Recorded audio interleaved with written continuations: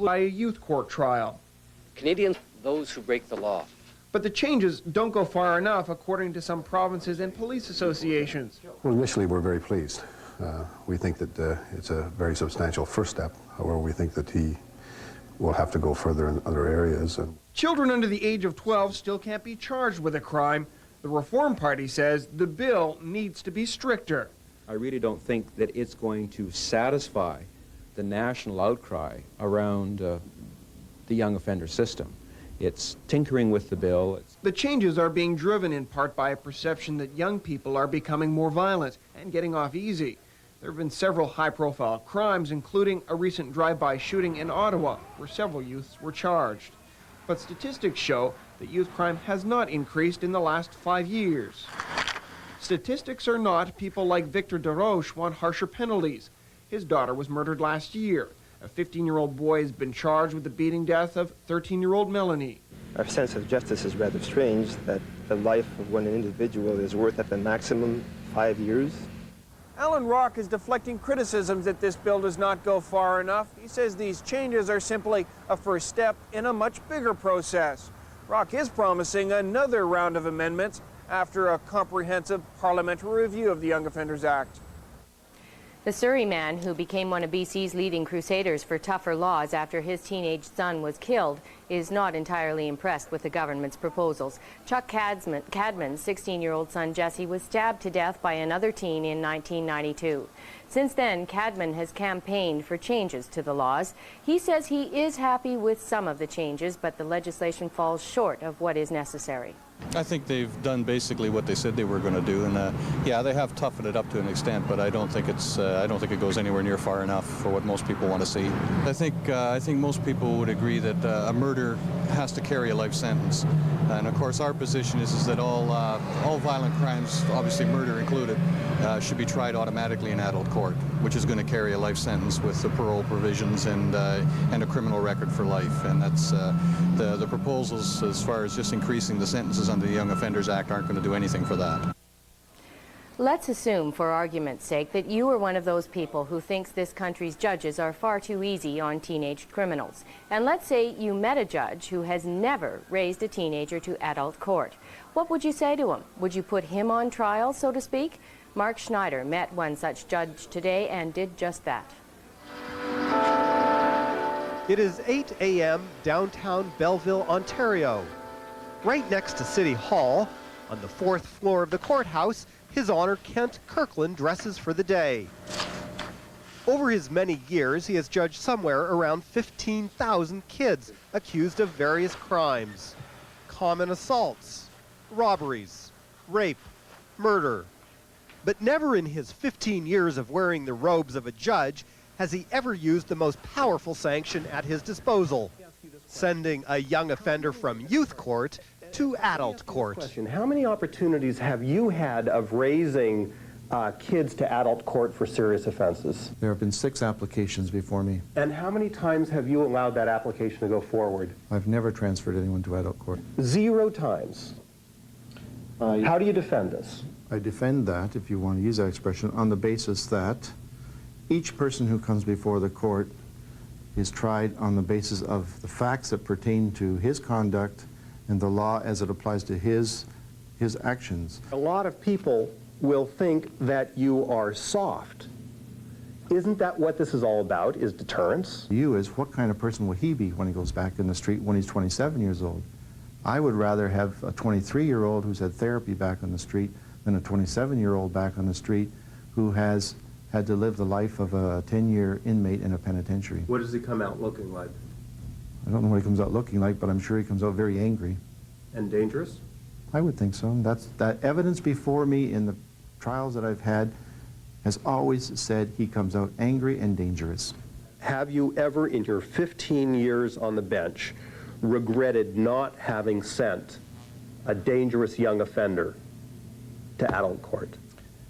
No, I've never felt that way. In fact, the contrary. One case in particular where a young man committed a violent offense of murder. There was an application to transfer him. I did not transfer him. I have subsequently learned that he is now a very successful person in the community. And if you had sent him to prison, where do you think he would be now? He would not have survived in an adult institution. Finally, how do you plead, guilty or innocent to the charge that you have been too soft on kids? I plead not guilty. Throughout this week, the corrections system has been on trial, in a manner of speaking, at the inquiry into the escape of Danny Perreault. A judge is trying to find out why the convicted murderer was transferred from a medium security prison to the minimum security New Haven facility in Burnaby, from which he escaped. Today, the inquiry heard testimony from a number of corrections officials that cast more serious doubts on the way the Perreault case was handled. John Daly reports. A Willingdon Youth Detention Center psychologist said he was never consulted about transferring Danny Perreault to New Haven, an open-door facility from which Perreault escaped and raped a woman. Dr. Chris Davis said he was surprised to discover that Perreault had been sent to the adult open-door facility. A probation officer, Ivor Day, said he had concerns about the case management process at Willingdon, where the rule that residents must serve at least 2/3 of their sentence before being eligible for temporary absences was never observed. Day said that a temporary absence panel had denied Perreault a pass, but the panel was overruled by Director Gordon Hogue, who gave Perreault the time off anyway. Late in the day, a representative of the corrections officers, the guards, sought standing at the inquiry, the right to ask specific questions, but he was denied. We applied to get counsel. Our unions refused. The Attorney General's refused to supply counsel for us. I asked for standing for myself to represent my members and make sure that their rights were protected during the course. I do the best I can. I'm better than nothing. And I was basically told that I had to go through commission counsel. It was a new approach to me. I thought I had to apply to the judge, or the Madam Prowse, before that. The inquiry, with or without the questions from the corrections officers, will continue tomorrow. Let's check in with Norm Groman now, who's out and about. Falls Creek, Norm.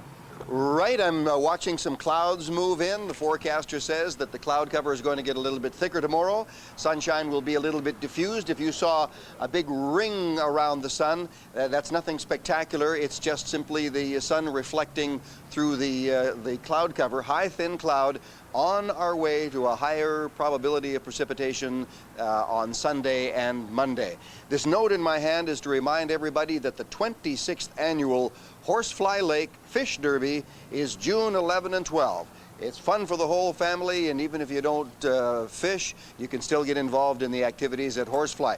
Horsefly is going to be a very famous place in a little while because they're using some granite and rock out of that area for the brand new library in Vancouver. Hey, we tie it all in here, Deborah, weaving a tapestry, as it were. As it were. Speaking of tapestry, that shirt is really something else, Norm. Oh, yeah, well, this is a prize I won at a golf tournament for coming in last.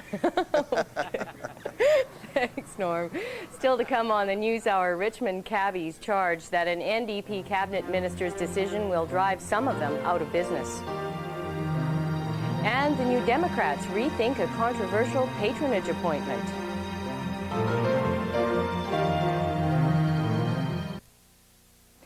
A few hundred Lower Mainland community nurses demonstrated in downtown Vancouver today to press for a settlement of their week-old strike. Altogether, 800 community nurses are off the job. The nurses from Vancouver, Richmond, Burnaby, and the North Shore are responsible for things like home care and school immunization programs. They've been without a contract for more than 2 years and went on strike last week demanding wage parity with hospital nurses. It makes the words closer to home ring hollow when the very nurses who deliver the care closer to home and that are on the front lines of new directions have to have a strike to achieve the same wages and benefits as nurses who work across the province in hospitals and other community settings. According to the Insurance Corporation of British Columbia, auto theft has reached epidemic proportions in BC. ICBC says last year more than 145,000 cars were broken into, vandalized, or stolen. at a cost to ICBC and insurers of over $125 million. But the corporation says most of those crimes could have been prevented with nothing more than a little common sense, which is where a new ICBC campaign comes in, called Lockout Auto Crime. It's designed to teach people the simple things that can be done to discourage car theft and vandalism. We firmly believe that the first line of defense in combating auto crime has to be with the policyholders of the car owners themselves. It's very important for vehicle owners to take simple steps, such as always locking our vehicles, or installing an aftermarket anti-theft device, or marking major components with a BC driver's license number, and especially not tempting thieves by leaving valuables in plain sight. The debate over an NDP cabinet decision to grant a Richmond cab company 18 taxi licenses was the focus of attention in Victoria again today. The licenses were granted by one cabinet minister against the recommendations of the government commission responsible.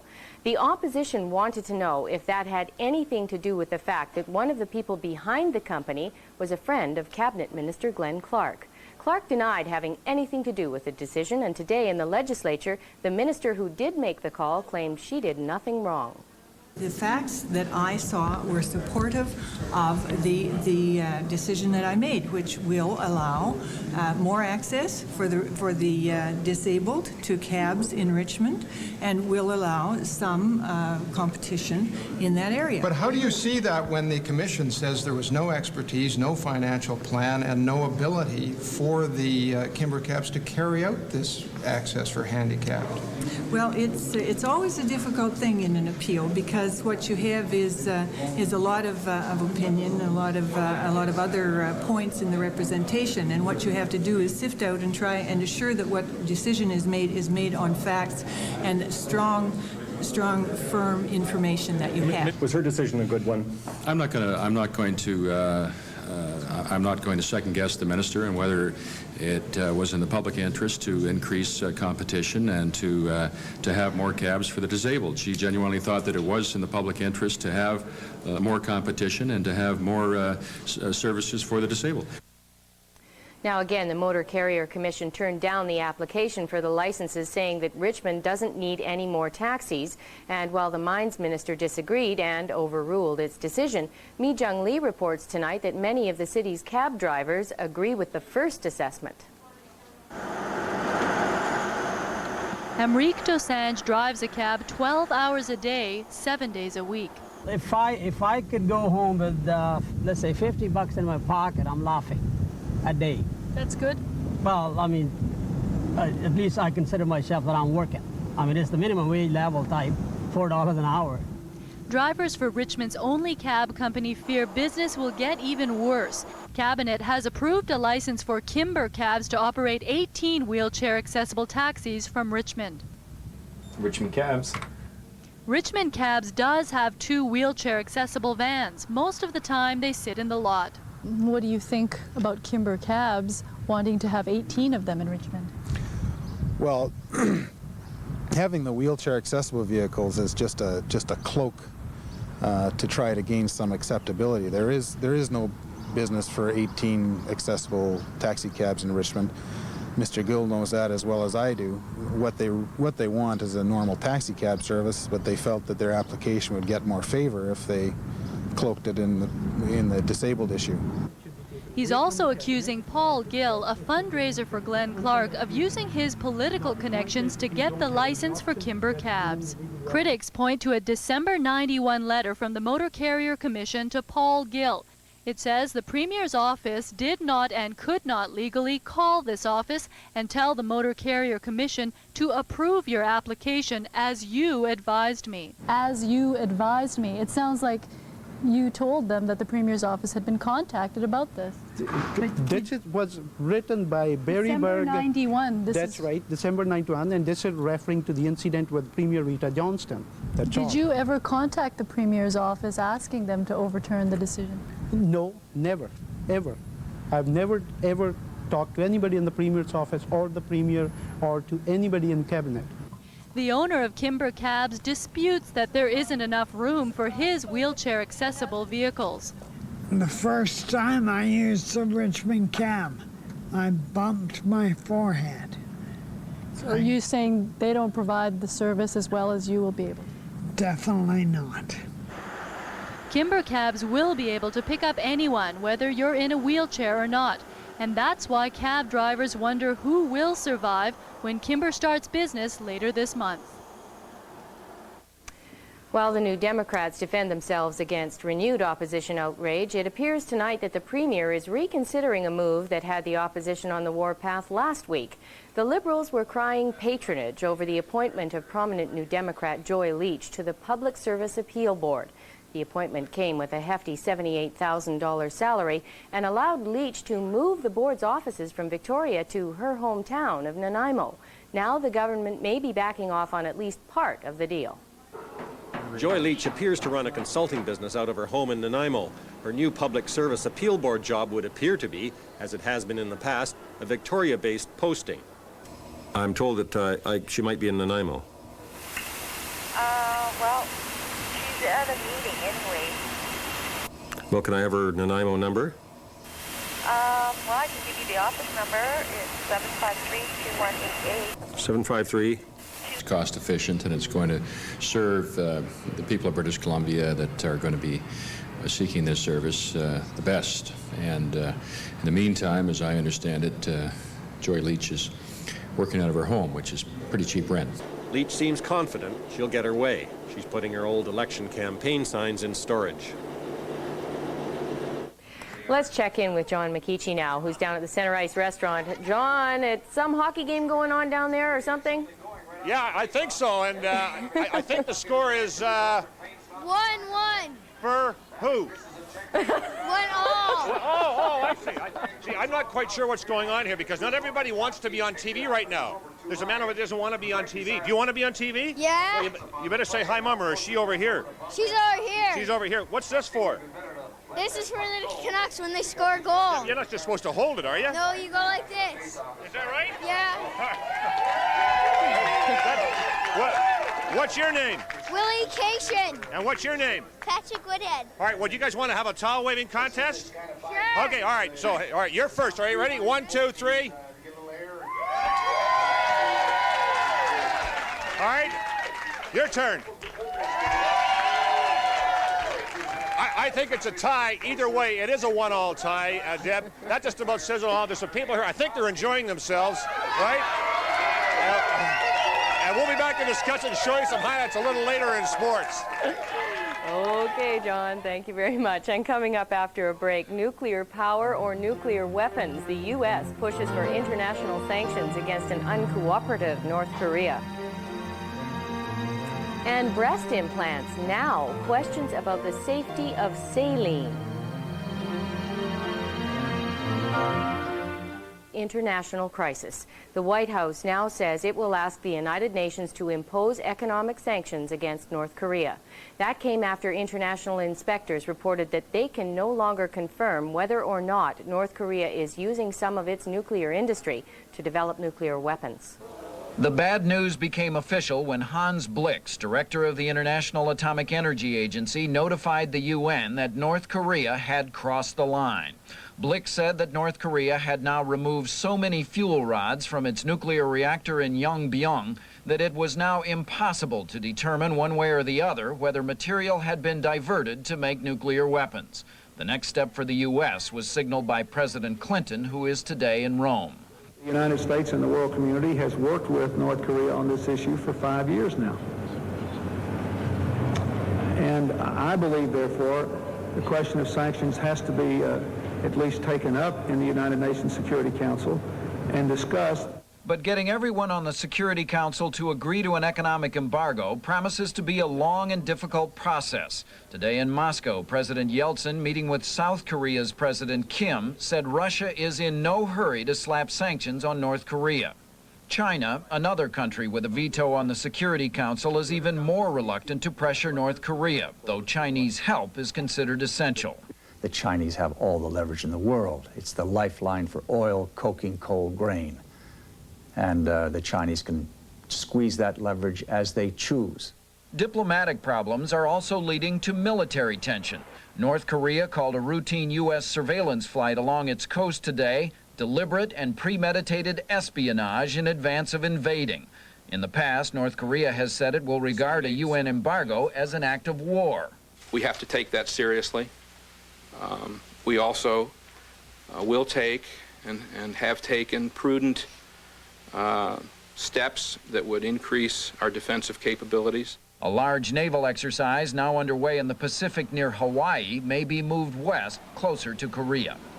The U.S. is trying not to rattle its sword too loudly, believing that the best way to pressure North Korea is to systematically strangle it with an economic embargo imposed by the world, not by U.S. military gestures that could spook this unpredictable regime into a war.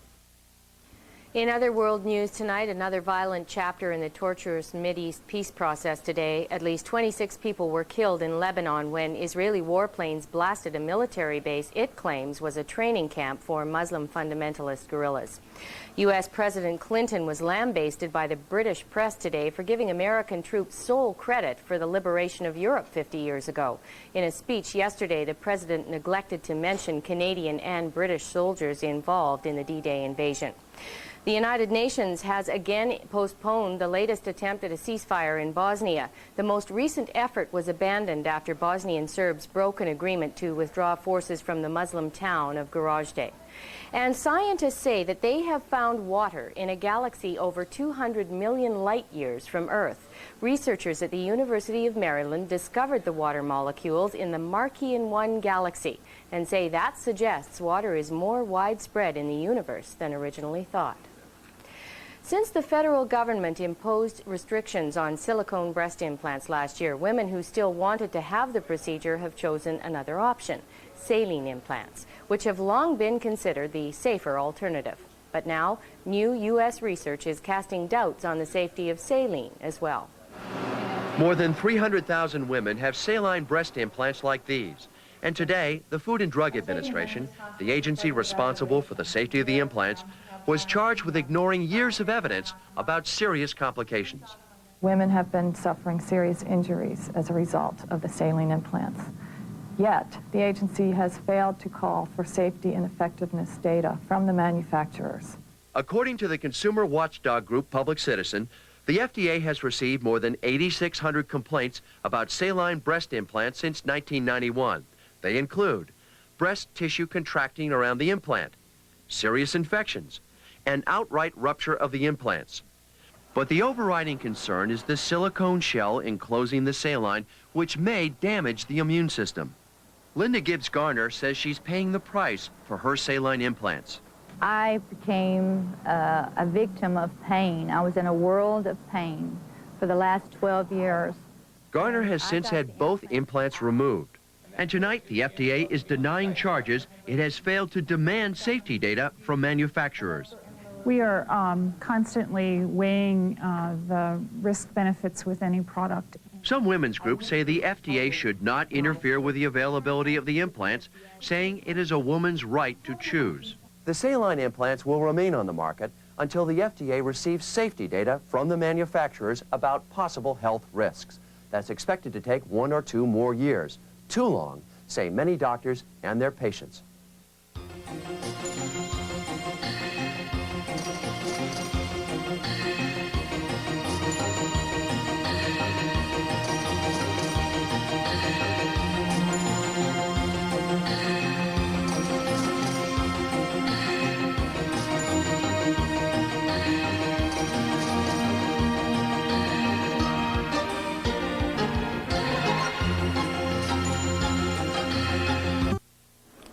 Let's check back in with Norm now and find out, hey, what's the weather going to be like tomorrow, Norm?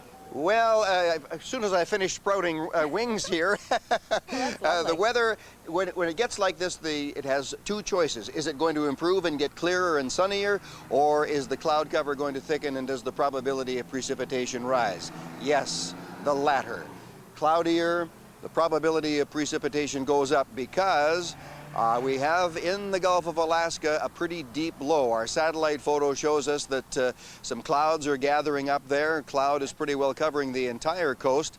And the main force of this system, the big low out of the Gulf of Alaska, is going to move closer and closer to the coastal region, to the Queen Charlottes, to the north coast, and then slide south over the next 3 days to the greater Vancouver, the southwest coast, the southern end of Vancouver Island, and the lower mainland.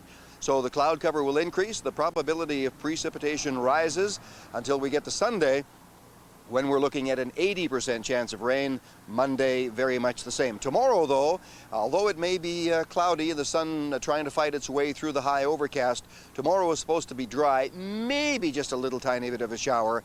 And Saturday, that's the transition day until we get to the rain on Sunday and Monday. Now, as we have a look at a few temperatures around the province of British Columbia, the extremes in Canada have been from -5 at Alert, Northwest Territories, to +28, also in the Northwest Territories at Fort Smith. So it's quite a little bit of a difference in our temperatures, and even places like Yellowknife and toward the northern border of British Columbia and the Peace River country have been looking very, very warm. Alberta, Saskatchewan today, temperatures anywhere between 13 and 22 degrees under overcast skies. Winnipeg hit a high of 24. We go past Thunder Bay and into the Toronto, Ottawa, Montreal region, temperatures somewhere between 12 and 17 degrees, and mostly a rainy day. Halifax had a high today of 17 under partly cloudy skies, and St. John's, Newfoundland, no, it wasn't 17, it was only 6 in the drizzle. Our viewer photo tonight is a beauty. It's of this lovely, very graceful swan.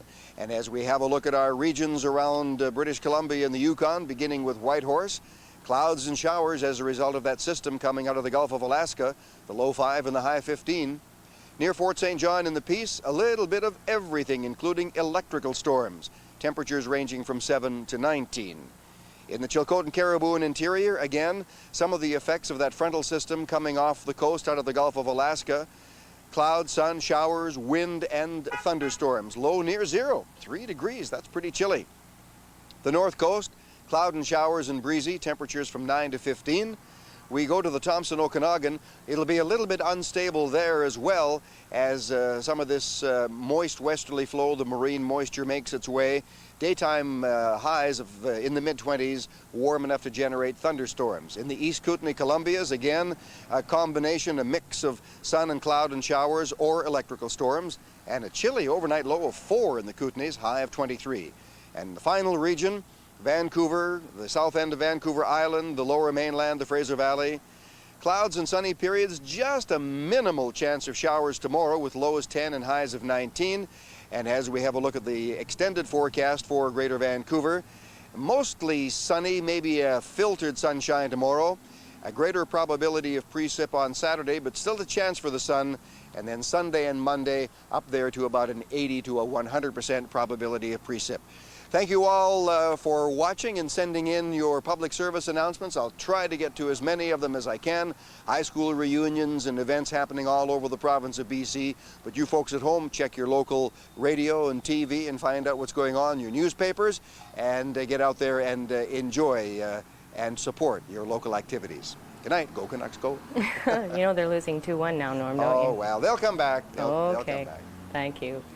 Earlier this week, the Vancouver Food Bank announced that if it couldn't raise $300,000 in the next few weeks, it would have to close. Tonight, the bank has set a date. Officials say they've raised only about $18,000, and if they don't reach their goal, they'll have to close the doors at the end of this month. The food bank says it serves over 6,000 people a week, and the money is needed to pay rent and buy perishable food items. Anyone who would like to make a donation can call the food bank at 689-3663. Forest rangers at the Pacific Rim Park on the west side of Vancouver Island thought they had found an injured seal washed up on shore. So they contacted the staff at the Vancouver Aquarium, who decided to fly the seal over to the mainland. But when it arrived, veterinarians realized that this little guy wasn't actually a seal at all. Named her Olivia. Yeah, it's a sea lion. Oh, really? Interesting. Holy smokes. We had a heck of a debate in the office. Not much there, is there? And although he's adorable now, there will be no mistaking him for a seal later, because when this sea lion is full grown, he will weigh several hundred pounds. This looks to be, if maybe a week-old female stellar sea lion. A week old? That would be maximum. Normally these guys pop about the beginning of July to the end of July. So she's very, very young, or early, I guess I should say. Aquarium officials say the baby must have been separated from the rest of his pack and eventually bobbed onto shore. The public can see the sea lion at his new home, the Vancouver Aquarium. Time now for a look at some of the other stories making headlines across Canada, beginning in Quebec, where the Prime Minister was among the dignitaries attending the funeral of a woman who was the wife of one premier and the mother of two others. Ren Johnson died after a lengthy illness. She was 75. The mourners were led by Quebec Premier Daniel Johnson and his brother, former Parti Québécois Premier Pierre-Marc Johnson. Their father, Daniel Johnson Sr., died in office in 1968. Prime Minister Jean Chrétien stopped in Montreal for the funeral en route to D-Day ceremonies in Europe. A suspect in the stabbing death of a Sydney, Nova Scotia woman appeared in court today. Robert Mumbourquette turned himself into police late yesterday afternoon. Terrelyn Fitzgerald's nude body was found at her home by a neighbor. She'd been alerted by the victim's daughters, who'd returned home from school but couldn't get into their house. A drug raid is continuing today in Nova Scotia's Stuyaki Valley. The Mounties say they've uncovered a large marijuana growing operation. Area residents said RCMP cars and rental trucks have been moving through the area near Burnside since yesterday. The value of the drug has been pegged at $1.5 million. It's really Parlee Beach, but it's been called Party Beach at Shediac, Nova Scotia. It's been the site of successful outdoor rock concerts in the past, but not all local residents are keen on more shows this year, complaining about unruly audience members and too much noise. Promoters aren't happy either. They're threatening to cancel the shows over a new $2 a person policing fee.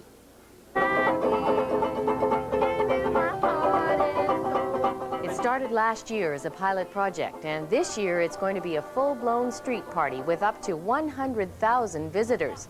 Hamilton is gearing up for Buskin Fest 94, which is expected to pump up to $12 million into the region's depressed economy.